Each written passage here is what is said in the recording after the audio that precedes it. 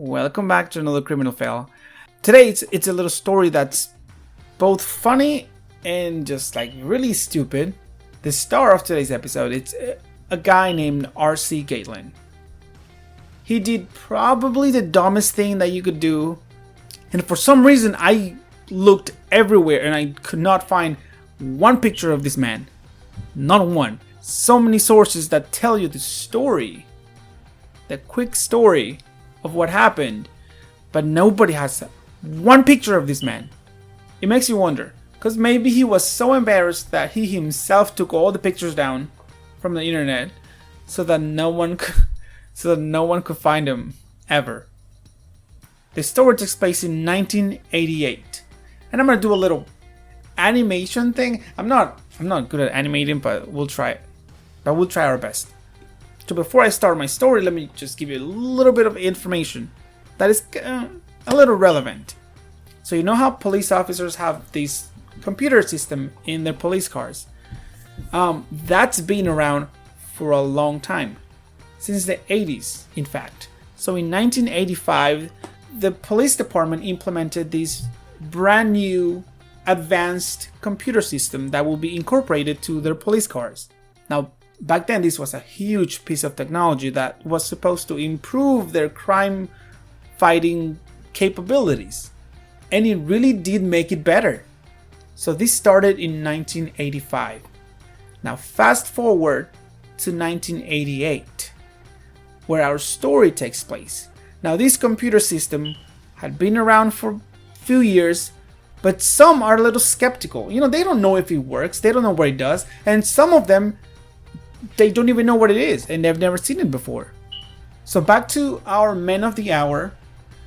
21-year-old R.C. Gatlin was walking down the street one day, probably holding a boombox and carrying his little fanny pack, and probably dreading nuclear war, you know, normal things that people did in the 80s. So he was walking down the street going God knows where, when he saw a police car with a couple of police officers that were showing, you know, a group of kids from the Detroit area how this brand new piece of technology worked. You know, telling them everything that they could do with it, and this and that, and our friend Gatlin was fascinated by it. And he thought there's no way that this piece of plastic and metal and whatever it's made out of can tell you things. How can this tell you things that you don't know? Like a book. And our friend Gatlin was fascinated by it. So fascinated, in fact, that he had to walk up to the officers and ask them, how does it work? How does this thing work? And, you know, the officers were very nice. They said, well, you know, how about we do a demonstration? Can we see? They asked him, can we see your driver's license? To which he replied, yes, sir. It's not like I'm hiding something. It's not like I did something illegal that you might find out about. Besides, he probably didn't think the machine worked to begin with, so he had nothing to lose. He gave the officers his driver's license. They proceeded to put in the information in their brand new computer, you know, just for fun. But the thing is, their computer worked. And it worked great. So they found out something that maybe Gatlin himself had forgotten about. How can you forget about it? So apparently our friend R.C. Gatlin had a warrant for his arrest for armed robbery from 2 years ago.